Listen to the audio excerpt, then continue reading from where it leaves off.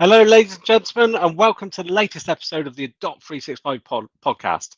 This time brought to you by Cascade. A little bit more on that later on, but let me introduce my co hosts. First of all, Megan Warren Hello. and Anthony Charman. Hello. So, as you know, the Adopt 365 podcast is brought to you by Computer World for many months now. I don't know how many months or years we've now been doing this, but we've gone through a change. We're now known as Cascade. We're firmly focused on the Microsoft cloud, whether that's the modern workspace or the hybrid cloud. So thank you ever so much for joining us. We're pleased to be here presenting on behalf of Cascade. And why not check out cascade.co.uk to understand how we could help your business. But without any further ado, let's get on to the subjects of today's podcast. Today, we're going to be focusing all about Copilot. As we speak today and as we present to you today, it is now actually available to you. Last time we spoke about what was coming and what our hopes and desires were. Now we've actually got our hands on it. So we're going to talk to you about the good, the bad, and the ugly, and also what we hope might come in the future, and give you a few tips and tricks that if you're trying to get the most out of Copilot, let us explain what we've done to make it work for us. But before we get into that subject, let's do around the room. What is the one thing with Microsoft 365 that has piqued your interest or that you've been focusing on this month? Megan, what's your one thing? My one thing is the is Loop, Microsoft Loop, which I've sort of jumped headfirst into. I feel like I've almost broken up with OneNote. I've left it in the past and just using Loop for all of my notes, whether that be individual, but really for those team collaboration notes, now using Loop. Really enjoying how it integrates into Teams, how it integrates into Outlook, and having that consistency across any application that you're integrating it into. But one of my favorite bits is how you can use the tasks component in Loop. And if you add a task and assign it to, like me, it'll go into my to-do list, or you could open up a full planner for those tasks that live within that loop. So yeah, for me, Loop is almost one of the best applications within the 365 suite at the moment for me. And I can see it just really growing in the future. And this is just the start, but it's already really incredible of what capability it has. Fantastic. Yeah, no, equally, I've been enjoying a lot of the Loop, but I won't talk too much extra about it because I don't know if that's going to be the subject of our next podcast. So if you're looking at Microsoft Loop, keep an eye on it. If you are an Adopt 365 user, if you have our LMS, Megan did some great training on Loop yesterday. So make sure you go into the Adopt 365 platform, have a look at the latest live training that was recorded on there, and you'll see a fantastic session about Loop. Anthony, what was your one thing? Well, while these guys have been looking at Loop, and I must say I've fallen a bit behind with Loop, so I'm looking forward to watching Megan's training as soon as I get an opportunity. I've always been a great fan of Planner, and I use Planner all the time to manage my tasks and actions and things like that. It is really good. And it's very comprehensive. And I noticed the other day there was a bit of a banner at the top of my Planner screen saying a new Planner experience is coming to Teams. So I'm looking forward to exploring some of that. I believe that within the new experience, we will get a premium version of Teams. So yeah, Microsoft probably want to add another license to that. But there's also integration with Microsoft Project Online as well within the new planner. I've not seen it yet, but really looking forward to seeing that. And I believe that we will be getting a Gantt chart in there, which is the one thing which is always missing from things that we're managing within Planner, to the point that we've had to kind of create our own Gantt chart application from that, and drag this stuff out and plan it onto a spreadsheet. So yeah, really looking forward to the new experience of Planner, but similarly making really good use of what's there at the moment. And if you've not looked at that recently, then it's worth going back and just revisiting that. Definitely. I think the Planner Premium feature that they're talking about with the Gantt charts and things like that looks really interesting. And for me, it looked like Project met Planner and brought the key features together. And there was a bit of a disconnect before, because sometimes it kind of said, do you want some premium and experiences? Go and try Microsoft Project out. So you went and did that, and then you couldn't take the data over that you had in your planner that you'd already created, and it wasn't linked. So I'm really interested to see when that comes out to GA and how we can utilize that. So my one thing this month, and I think I've probably already done this before in a previous podcast, is Power BI. I think the power of Power BI when connected to your central business systems, for us it's our CRM ERP system, gives you a lot of insight that can really help the business. And I'm always amazed with the amount of information that we're able to find quite quickly. Now we have that integration in place. Something else that I was really quite interested to see yesterday is I deployed the Copilot dashboard in Power BI. So you're able to get some information about the utilization of your licenses, the opportunity that lies ahead if you were to roll out some more licenses inside your tenant and things like that. So that was quite interesting, but a very versatile tool, Power BI, both being able to use the desktop app to create and then publishing, integrating into SharePoint as well. And we certainly utilize that a lot when sharing information and things like sales dashboards within our team. So if you're not looking at Power BI already, maybe something to have a look into, see if you can kind of help leverage your MI inside your business and share the useful business information. So let's get on with no further ado and let's talk about Copilot. So I think it was last Tuesday, unless timelines are confused in my mind. So last Tuesday, I think it The one actually happened before, I Monday. think. Was it the one before? Was it? 16th of January. Oh gosh, that's a few now then. So very recently, it was announced, and it was kind of sprung on us. I think even a number of people at Microsoft were not anticipating it to become available that soon. At least the one that I was talking to. There were some rumours that there was going to be something happening on the Thursday, maybe a kind of timeline being announced of when it would be made available, but almost overnight, everybody had the ability to purchase it, to apply those licenses. There are two versions, and maybe Megan, you can go into those versions in a moment. But effectively, as long as you have a mainstream Microsoft 365 license, something like Business Standard, Business Premium, Office 365 E3, or Microsoft 365 E3, most of those SKUs you are able to then purchase a Copilot license as almost an add-on for the selected users inside your organization. So that's been really good. Megan, do you just want to give a bit of information about the two versions that Microsoft spoke about? Because there was a bit of confusion around what the two versions they were and actually who could get them and who would decide which one to get. Yeah, so I think on the day, and whether this was just because it was Russia or whatever, it did feel like maybe the way that it was explained wasn't overly clear. So on the 16th, Microsoft announced that not only did you get Copilot for Microsoft 365, which is the Copilot we've all been speaking about for so long, but there was also another SKU or license that you could get, which was called Copilot Pro.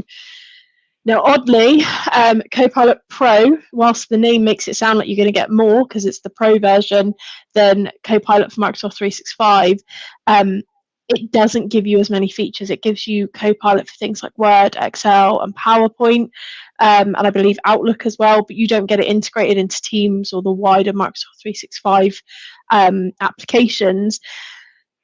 And actually, Copilot Pro is for individuals. So not necessarily businesses. For things like businesses and teams and people that want to use the full Copilot functionality, you have to go for Copilot for Microsoft 365. Now, there is a slight price difference. I think for Copilot Pro, it's $20 a month for each user, and then Copilot for Microsoft 365 is $30 per user per month. The only thing to mention about that is for Copilot licenses, even though they're saying it's $30 per user per month, you are billed for that license annually, so upfront payment of that as well. So just to note there. But yeah, for businesses, for people that are using it in the full Microsoft 365 applications and the whole suite, you'll be looking to purchase Copilot for Microsoft 365. If you're using it outside of work for an individual or personal basis, it'll be Copilot Pro. Fantastic. Yeah, so as I say, we're mainly focusing on that full Copilot for Microsoft 365. And Anthony, in your role, there's a number of things that people should be doing and considering before rolling Copilot out into their business. And also they should put some thought into who are the right people inside the business to be rolling Copilot out to today. What are your thoughts around that, and what are some of the things that Microsoft are recommending that you have in place before doing so? Yeah, I think it is going to be one of those applications that you need to try first. I always come from the kind of business point of view of these new applications. I see them as new tools in our toolbox of Microsoft 365 that I often talk about. And it's a matter of seeing how we use those, what's going to work in those environments, what's going to work for you as an organization. And therefore, I think it's important just to be very careful who you give licenses to start with. So I would create a small team of people who have shown enthusiasm around this area, maybe a kind of an extension of your champion users and lead users within the organization, and let them have a license. Licenses are, the as Megan said, we've got to buy 12 months up front, so it's a £300 plus purchase for a license. That doesn't stop you buying them and then sharing them around people. Clearly, only one person can use one at a time, but I've said to one of my colleagues that he can have my Copilot license from Monday to try out and see how he gets on with it. But yeah, create a small group of people, give them some licenses, and then let them go and explore. And it's not until we've kind of worked out how these things work and how reliable they can be, and the kind of content that they're producing, that we can see exactly how we're going to get real benefits within our organizations. So that would be the approach I would take around that. Definitely. And then there are some technical considerations to make sure that you've got in place as well. One of those is Microsoft is recommending that Purview is configured inside the environment. We can come on to that a little bit more, but this is the ability to label data and encrypt data inside Microsoft 365. And it has a bearing upon what data is able to be accessed and leveraged inside Copilot. So it is important to make sure that you've got that in place. Now, one of the things that we are doing at Cascade is we're offering a Copilot assessment. For that, we'll help go through the technical requirements review. We will discuss as a business how you might utilize it, what the roles in the business that would utilize it. We're able to do demonstrations of the technology to a wider group so they can understand before putting together kind of a briefing document to show what our recommendations are with rolling Copilot out in your business. So if that's something you're interested in, please get in touch and we can give you a little bit more information on that. So where should we go next then? So let's kind of dig into some of the different use cases. Megan, where should we start? Where do you want to start talking about? You've been using Copilot for about a couple of weeks now, I think. Yeah, choose a point to start the conversation. Oh, the possibilities are endless. With Loop and Copilot at the moment, I feel like I've got two new best friends, and it's just revolutionised the way I'm working, if I'm honest. Using Copilot every day.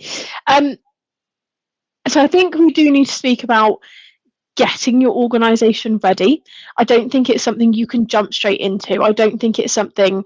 I agree with Anthony. Let people play with it. Let them understand how it's going to work. We will talk a little bit about training. There's no way I could go through one of these podcasts without talking about training. But I think we need to talk about what we recommend are those right steps before you say to, I don't know, a team of people, right, you've got Copilot, etc. You need to make sure that they have the right access to the right information, because if you don't have things like Purview and DLP set, then they're potentially going to be able to access the wrong information by using Copilot quite cleverly. So maybe we should just start at the start and talk about, before you get Copilot, this is what you need to do, and then we can actually jump into some of the use cases we've had. And then this podcast will probably be a couple hours long when I talk about all the great things I've done with it. Yeah, if you're starting to look at it, then you need to be aware that within the Microsoft Teams admin console, there's a really good section. There's a Copilot section now, which is actually brings together all of the things you should be thinking about in deploying Copilot. So it touches on the Purview piece. It touches on the, how do you protect people from seeing the questions that you're asking of Purview of Copilot. Also, what is being recorded in the audit logs, what would turn up in a e-discovery for your tenant about the questions you've been asking of Purview, and the results that are coming back from Purview, how sensitivity labels are handled. I mean, if I go into Copilot now and I say, please paraphrase this document as a Word document, and it will pick up and it will inherit any sensitivity labels that I've got on any documents that I am using to create content from. So that, you know, there's some good stuff in there, but you just need to be aware that that's in there. And yeah, if you work through what's there in the Teams admin console, then it gives you a good foundation, and from a security point of view and from an implementation point of view of how you should be running your pilot with Copilot. Sorry to double the word pilot up there. I'd only just realised that, but yeah. So Megan, do you want to talk a little bit around templates in Microsoft 365? There's some recommendations in terms of where they should be stored, how that should be made available, but also get them ready. Because a big part of Copilot is offering the ability to assist with that creation, that authoring of documents. Yeah, so I think when you watch all the demos of Copilot in action that Microsoft put out, you quickly get very inspired that you can get a Word document that is just typed out, and you can then go into PowerPoint and say, from this Word document, turn it into a PowerPoint presentation. And it all comes out lovely branded and it looks so great. Now, when we first got a Copilot, we were practicing with stuff like that and testing it. That's not actually the case. You have to open up the presentation in the template that you want it to then use that design. Otherwise, it's going to create its own design, which, you know, if you don't have a very strict marketing team and branding team, I'll speak to them and make sure they're on track. But also, it will just mean that you can use a template like that. But for an organization like us at Cascade, we have branded PowerPoint templates, and we will want everybody in the organization that's using Copilot to be using that branded template. So to really get started, one, you need to make sure that you have your PowerPoint presentations, your Word templates, any of those templates that you're using readily accessible for the whole team. And the way to do that is to save that as an organizational wide template, so that when people go into PowerPoint and they click new document, you have a folder. Ours is called Cascade, obviously, and then within that folder you have access to all of the templates. When I then open that up and say, from this Word document, create it, it already puts it in. I do think now with Copilot, though, there are a few things you're going to have to do around your templates that's going to require a little bit of I'm going to call it jiggery pokery, where you're going to have to do a bit of testing with your templates, because what Copilot will do is it will pick the template and it will put the heading in, it will put the body text in, and it will even add images, which saves so much time. But then if you say, oh, actually, that wasn't the layout I wanted for that slide, and you change the layout, it doesn't then pull the heading into the right heading box, it just pastes it on top. So I think there's a little bit of tweaking that the marketing or branding team in your organization will have to do with Copilot to get it right. But once you have set it up, it is incredibly useful. So yeah, just the key things there are: make sure you have templates for your organization, for Word documents, PowerPoint templates, save them into the file section where everybody can access them as a template, and then make sure you've just tested it a little bit to see what things need tweaking for your organization. I think that's one thing that, sorry, I was just going to say that, I mean, the holy grail for me with Copilot and what I was really waiting for is that ability, because I generally work, when putting a proposal together for a client, I work in Word. And then once they've seen the proposal, they you know, often they'll come back and say, can you present that to the management team in a PowerPoint? And the holy grail for me is that ability to take a Word document and transfer it and turn it into a compelling PowerPoint presentation. And I've tried that a few times now, and I'm getting better, but it doesn't just work. It's about, it's a little bit like Google. We know how to ask the question of Google now to get the right result, don't we? We've kind of over the years built our syntax for putting those things together. And you need to do the same with Copilot. You know, you need to know to start with the right template, and then ask the question of, you know, convert this to a PowerPoint doing this, this, and this, to enable it, you know, to get a really good result with the first iteration of that, and you don't have to go back and make too many changes to it. But it, you know, now I'm getting used to it. It does work, and it's saving so much time. And you get a lot of people going, oh, Copilots, it's £30 a license, you know, per user per month, and I've got to spend £300. for the right people who are doing the right things, that license will pay for itself in absolutely no time.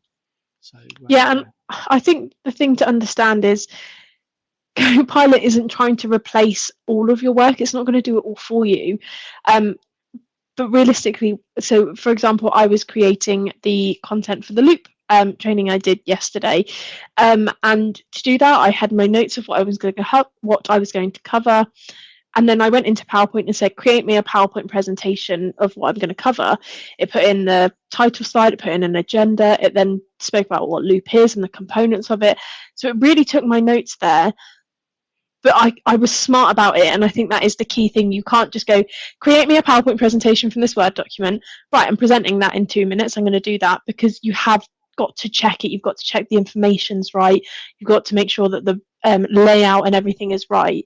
So it doesn't completely take that job away from you, but it does just save you that initial time for you to set that up, to think, what do I need to go in here? It uses a bit more intelligence, and then you then put your own sort of mark on it, and you go, actually, this is what I want, and then you tweak it. So rather than spending, I don't know, an hour creating a presentation, I probably spent about 15 minutes just perfecting it to a point that I was really happy with. At that point, I got 45 minutes to do something else and get more productive with other bits as well. So I think it just reminds me very much of what Michel Bouman said from Microsoft, who said when he was presenting at our Define Tomorrow event earlier, well, end of last year. He said, you shouldn't be worrying about losing your job because of AI.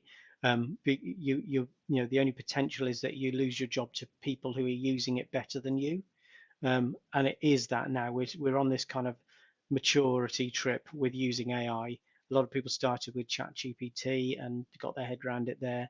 Now we've got it kind of in a professional commercial kind of environment within Microsoft Office and Microsoft 365. It's now, I'm starting that journey of learning how to use it effectively. You can't just rely on it to do everything for you. You've got to ask the question in the right way to get the right results. And I think just going back to that template piece, I think that's a really important piece that Megan mentioned. Yeah. And I think a thing that a lot of people aren't aware about is the ability to create a organization asset library, which should be where all your document templates live, the different varieties, and that's what gives the functionality that Megan mentioned around the file new. Your organization asset library appears there. So that is something that I think a lot of organizations might be using on a regular basis. And I think before we jump into the applications and any more use cases, I think an important point really to consider in your journey with Copilot is, where is the important data inside your business? Because I've had conversations with a number of people that say, we're really looking forward to understanding how Copilot can help us. And I go, great, whereabouts are your files located? And they go, oh, on the file server. And how much are you using Teams? Well, just a little bit. All of these things are leveraged through the Graph API. The real benefit of Copilot is it uses that Graph API to ground the AI data in your organization. So that is where it gets the information from. It doesn't make stuff up that it's found on the internet. It isn't sharing that information outside your organization. It is about the AI that is in Microsoft 365 and associated connected applications that are accessed through the Graph API. So an important piece before this is that kind of, have you done your file migration? Are people really utilizing the tools that are available? Have you got information in SharePoint, so on and so forth? Are you using Loop? All these kind of things will mean that Copilot can be more and more useful for you. And then on top of that, you make sure that you've then got your security settings right. Because the last thing you want someone being able to do is type in, what is the average salary for the people inside the business? And it manages to find some spreadsheet somewhere that wasn't quite saved in the right place, and it's able to answer that question. So you do need to make sure that you're prepared for this, that you have got purview right, you have got your permissions right, but importantly, your data is available to Copilot to be able to assist you with what you're doing.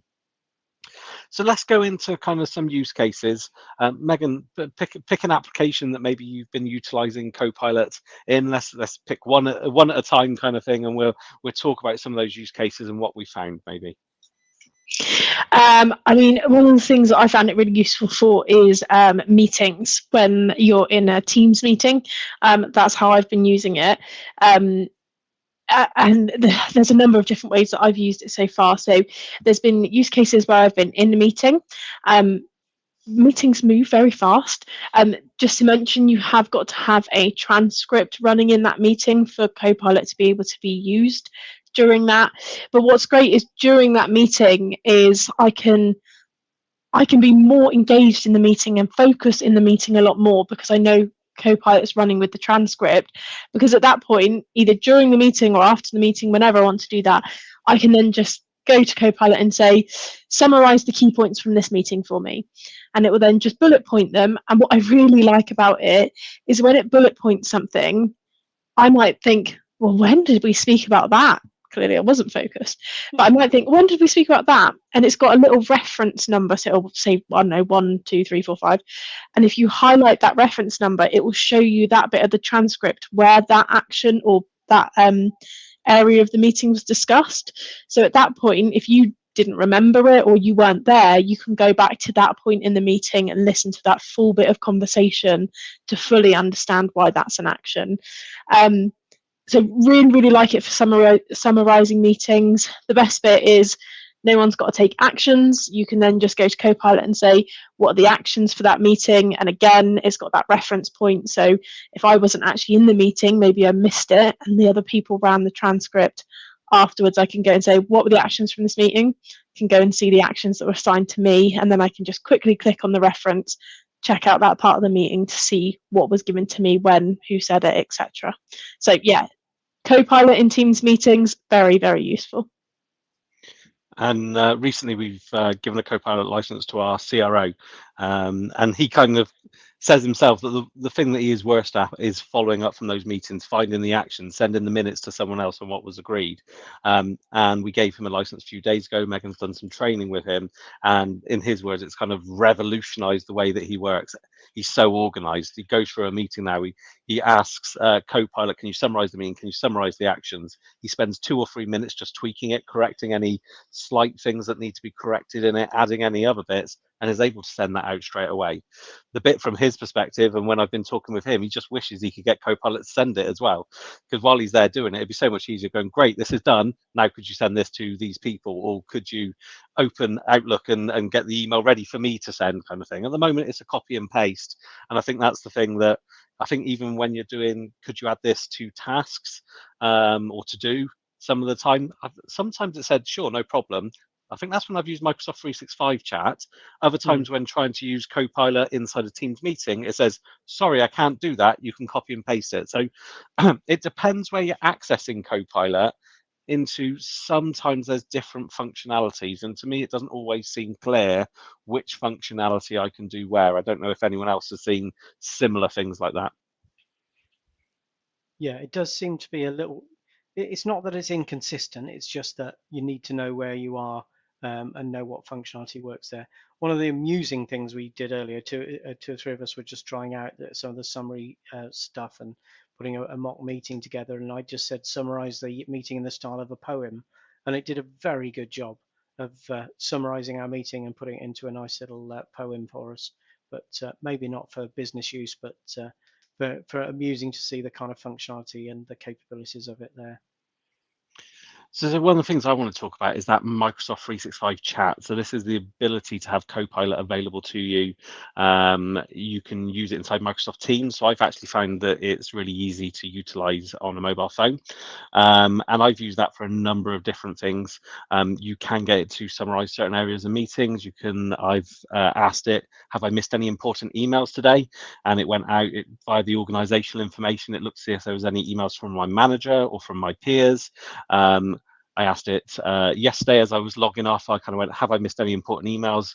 Knowing that I've got several thousand unread emails in my inbox. And it went, you've missed this invoice. This might be important. And it was an invoice that I needed to make sure that was sent to our finance department to be leveraged. So that was a really nice example.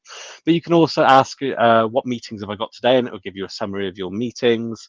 I did actually ask to it's create a task for me, something that had been on my mind, and it said yes, it's done it. I've not actually checked that it did create that task and where it created it, so I need to double check that, just because I'm starting to have a few question marks there. But certainly that was a good workflow for me. I had a couple of minutes, had my mobile phone with me, and instead of going into Outlook looking at my emails, going in looking at my calendar and stuff like that, I was just able to punch in a few questions.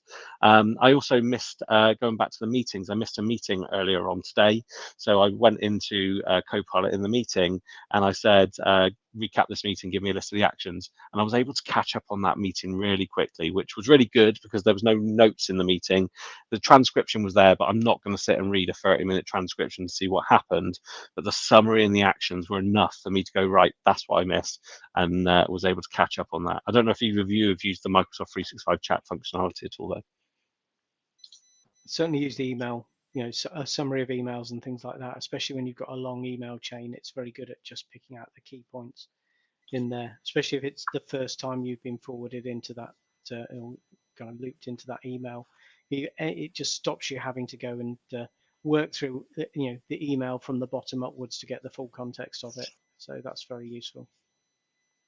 I have been using Copilot Chat a lot in Microsoft 365 in Teams recently. Obviously, in my role as marketing manager for Cascade, I create a lot of content, and sometimes I just want to bounce some ideas around some catchy headings or something like that. And Copilot's almost a really great sounding board because one, it'll either highlight something that is potentially really bad because it will give me a really bad example, and that would just let me know, like, actually no, I don't want anything like that, and maybe without that sounding board I wouldn't have known that myself.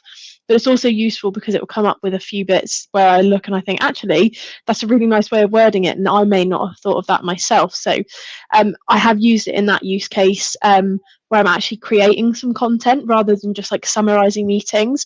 The only thing that I'd probably say, and maybe this just needs to be a little bit more digging, is we have a very specific tone of voice at Cascade. We're very friendly, but we don't like a lot of tech jargon and stuff like that. I almost want to train Copilot to know all of our commandments with writing, and this is how we use, etc., which I haven't been able to do yet.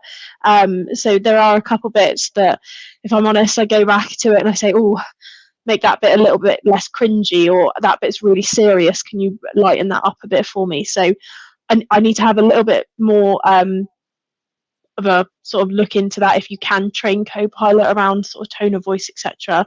Because if you can, then that would just be like having another person in my team that I can bounce ideas off of. So that would be really useful if we can do that. But yeah, incredibly useful. The only tip I would give as well, which took me a couple of days to realise, is when you go into Copilot and chat in Teams chat there, it looks like you always start from a blank canvas and you're like, oh, where did that go from yesterday? In the top right hand corner, you can click the ellipsis and then open up the previous chats you've had, so you don't lose it. It doesn't just go nowhere. You can open them up and you can find them again, which, yeah, as I say, took me a couple of days. So if I can share it with anybody here that will help them, I will. That's a really useful point there, because I think sometimes you've had those useful conversations. Are you able to continue those conversations you are like you can do with ChatGPT? Do you know, Megan? That's a great question. I will give you the answer within the next 30 seconds if you and Anthony discuss something else. So let's go off slightly differently. I want to give a use case of something I did in PowerPoint the other day. So we're going through a lot of strategy conversations at the moment as we get prepared for our new financial year. And one of the things that myself and the sales director were talking about was the need to do some specific sales training that we wanted to put some content together for. Now, I had sort of 30 minutes, an hour one morning before getting ready to go to work. I'd woken up particularly early. Now, normally I wouldn't try and tackle any of those tasks, but I thought, I wonder if Copilot can just help me do this really quickly and effectively. So what I was able to do is, first of all, I went into that organizational asset library. I opened up our company branded PowerPoint template. I then went into it and said, I need to create some sales training. It is on these subject areas, and these are my thoughts on these subject areas. Please create me a slide deck to help me train this. So it then created me that slide deck. I then went and changed a few bit from a aesthetics perspective. I tweaked a few of the words and I went, right, it's missing something here. So I then decided to do a deep dive on one of the subjects. So again, I went back to Copilot and going, now I want to do a deep dive. I need 2 to 3 slides helping me explain this. These are my thoughts on this. It went and did that. And then I asked it, is there anything else this presentation could do with? And it recommended doing a conclusion slide. So I said, go on then, do me a conclusion slide. And it then created the conclusion slide for me. So all in all, it was about 30 minutes. It probably would have taken me an hour or more to do that by myself. But I think the content is probably better than I would have done myself. But that is, for me, it's the true use of Copilot, because this wasn't just me going, create me a presentation on this subject and just letting it do it and then being done with it. That would take me about 2 to 5 minutes. This was it actually being my co-pilot. The truth is in the name. I'm in control. I know what I want. My prompts were very specific. They gave my thoughts on the matter. I looked what was there. I leveraged that as a thought point, and then I tweaked it from that perspective. So I was really impressed by that. It saved a lot of time. I've got another use case, but I'll come to that in a moment. I don't know if either of you, Megan, probably have done anything in PowerPoint to utilize Copilot there. I was going to say I've had a go with Excel, and I just caveat this: it's not I haven't spent a lot of time on it, but I've kind of been struggling a bit with Excel. Excel seems to immediately make me and forces me to store it to some cloud storage, which Word doesn't. Before it will allow kick Copilot in and allows the Copilot button to be available for me. It then wants everything, and this is kind of understandable. It wants every bit of content in my Excel to be within a table. Or various tables in there. So clearly it's, Excel is just an infinite spreadsheet effectively. And it wants to understand how I'm breaking that data up before it'll provide me with any analysis. But I think it's probably just down to my lack of knowledge and training. But it then, once you've done those basic things, then it does seem to work really, really well. And it's good at analyzing data and figures there. It's just, sometimes you sit there thinking, what do I want to ask of this data?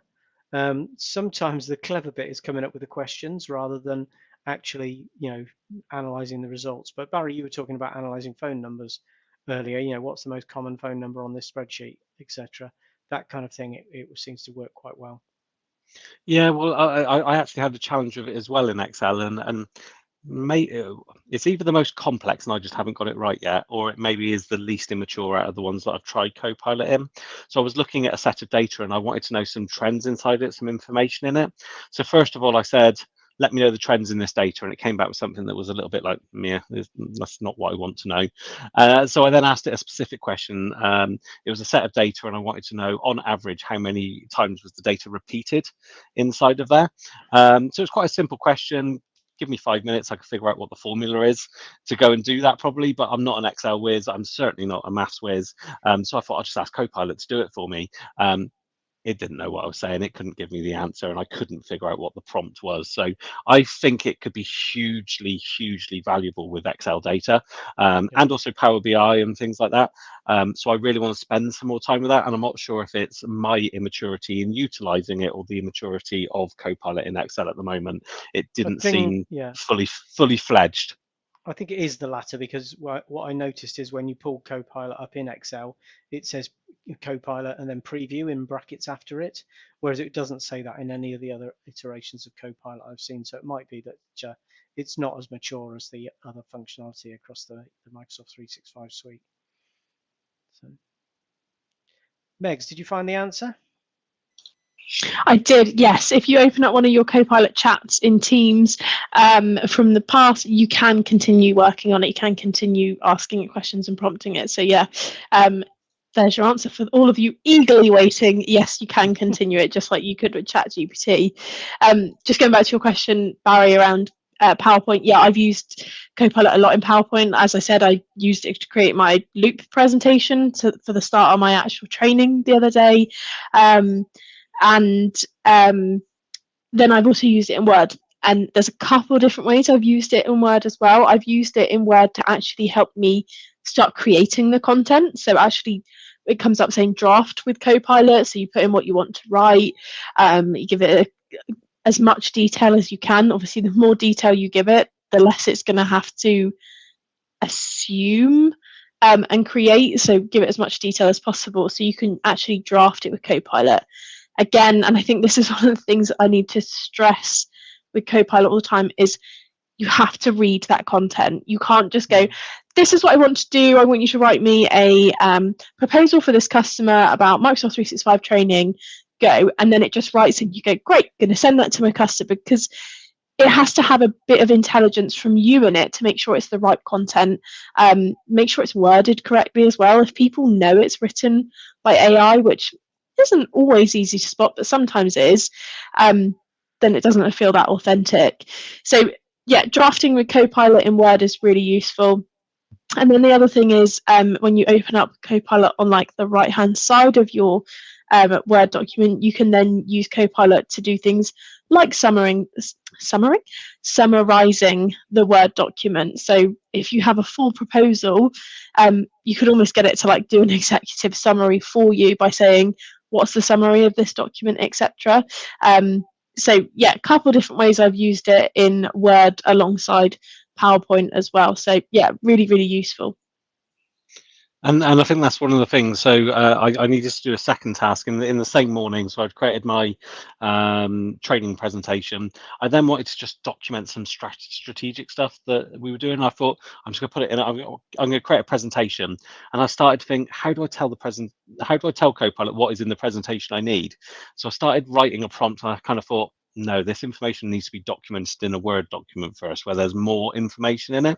So I gave up on that, and then I went into Word, used the drafting feature that you mentioned there, Megan. I said, this is the strategy. Please use the basis of a good strategy document for that. But here are my thoughts. Here are the things that I want to be included. So it then created the document. I was able to then tweak that and it added headings that I hadn't actually thought of, which were really good.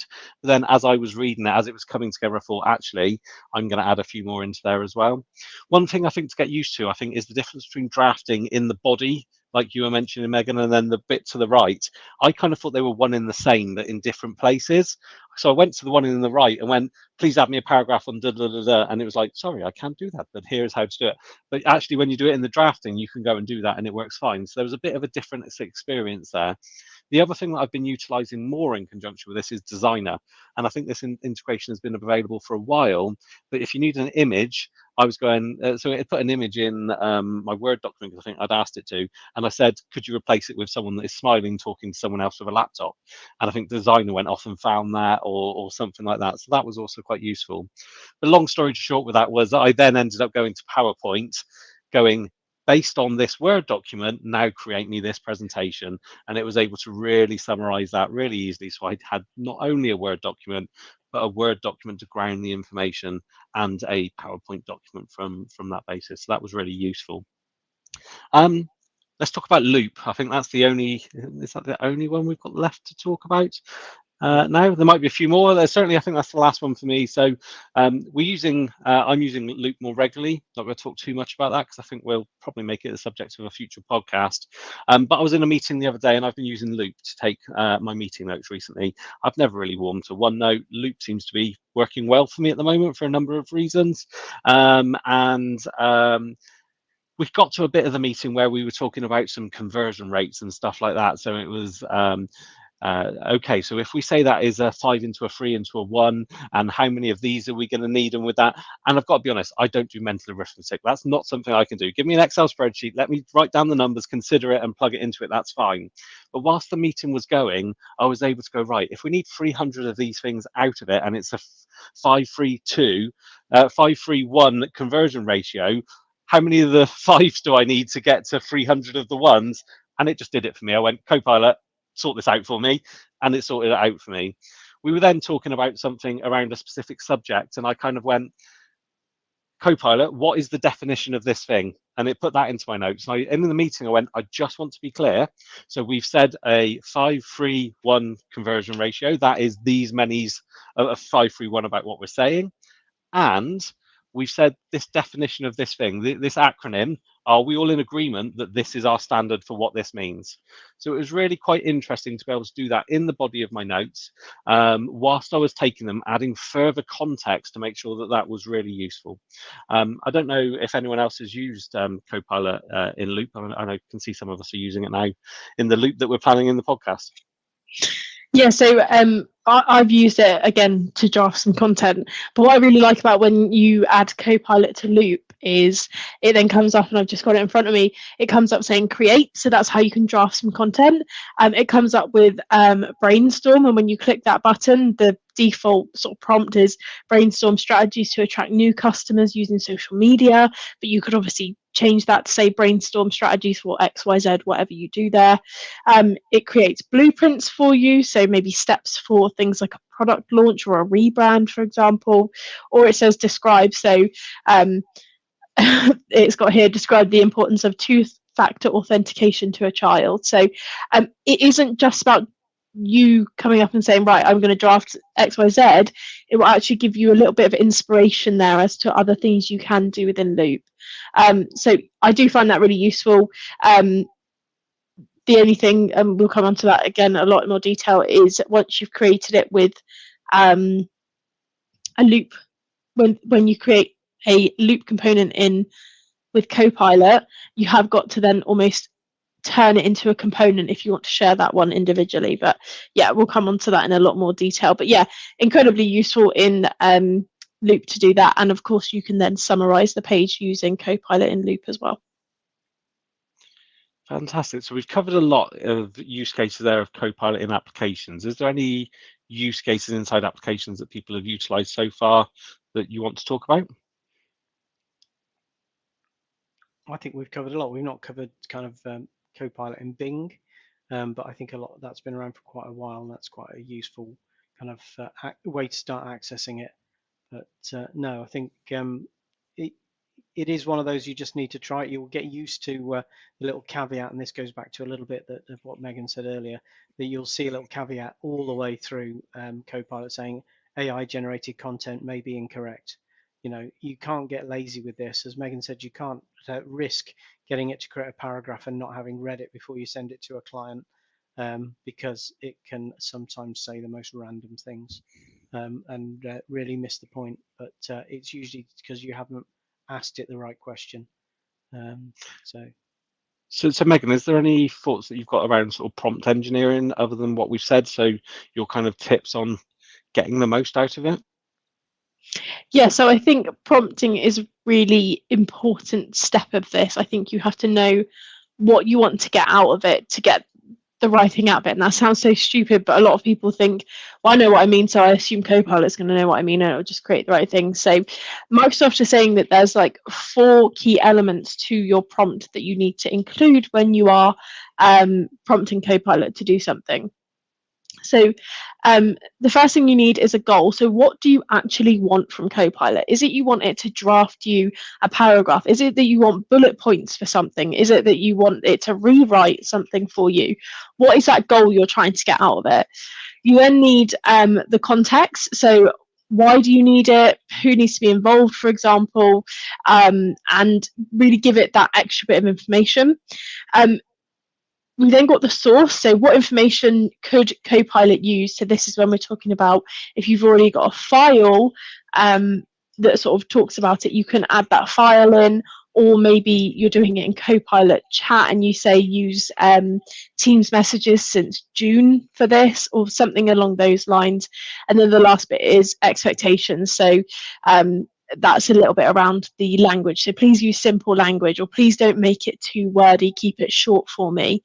So you've got the goal, the context, the source, and the expectations. Just as an example of one that Microsoft have shared, you have the goal, which is generate 3 to 5 bullet points. The context is to prepare me for a meeting with client to discuss phase 3 brand campaign. The source is focus on email conversations from the client since July. And then the expectation is please use simple language so I can get up to speed quickly. So I think that really frames it really nicely. You've got a lot of information there that means that you'll have the right outcome because you've given it all the information, the context, all of that, rather than someone just going, write me 5 bullet points about this customer's brand. because at that point they'll be like, their brand looks like this, it's like this, but actually it was about phase 3 and you've already spoken about it in email. So I just think if you remember those 4 things, that will just make it really clear for you as to what you want to get out of it. And of course, Copilot will then give you the answer rather than you just being like, no, that's not what I wanted. So yeah, that's what I think around prompting. Just use those 4 key stages when you prompt Copilot. Always a Microsoft trainer, aren't you, Megan? I've learned loads from that. It's good to have that structure. I think that's it, and I think this is something that a lot of people are going to need assistance with. It does work with natural language, so I think people can get frustrated with it very quickly because you don't get that kind of old thing, don't understand this query kind of message. It will try and do something irrespective of what your prompt is. But I think if people can be helped with, look, to maximize the value you get from it, this is how to go and do it, then I think that's really going to assist them. So I think one of the last subjects I want to talk about is Copilot Studio, which you get licenses for with your Copilot license. So this is a sort of a rebrand of something called Power Virtual Agents. There is some new Copilot functionality in it, I think. And one of the things that I've been playing with in there is creating a Power or a Copilot FAQ bot. So feeding it a bit of information that grounds it in helping with our products and services, as an example, and then being able to publish that in various different ways. So this is something I'm really interested to dig into a little bit more. I know, Anthony, you've done some stuff with Power Virtual Agents before, but I'm looking forward to understanding how organizations can leverage Copilot, or certainly the AI within Copilot, to be more than just a productivity assistant, but actually help it share information, cut down on kind of conversations that don't need to be had because we're able to ground it in relevant information to your organization. Anything else that anyone would like to cover if we do kind of around the room? Megan, anything we've missed? Anything that you'd want to guide people to or to think about if they're considering Copilot? No, I don't think there's anything additional at the moment. I think it is just a case of getting your organisation set up correctly, giving it to a few people and learning it using that prompt structure to make sure that it's right.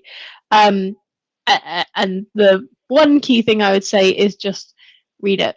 Read what it's creating for you. Don't just assume it's all correct. Make sure you've checked it. But no, nothing new, just a quick little recap there, I guess. And Anthony, anything else from you?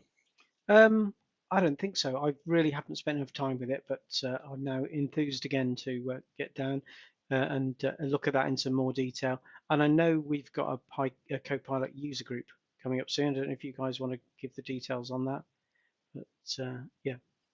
Yeah, indeed. So as Anthony said, we're hosting a Copilot user group. We're going to hopefully do it once a quarter, depending on how often people want to meet. The idea is for people to come and share their thoughts, experiences with Copilot, but equally to learn from us and tips and tricks from the likes of Megan, to be able to understand how they can really get the most out of Copilot inside their business. So that event, correct me if I'm wrong, Megan, is on the 21st of February, Yep. happening at Par 59 in Bristol. So if you can get yourself down to Bristol on the 21st of February, we've got our first user group. We've got fantastic speakers coming from Microsoft as well as Cascade.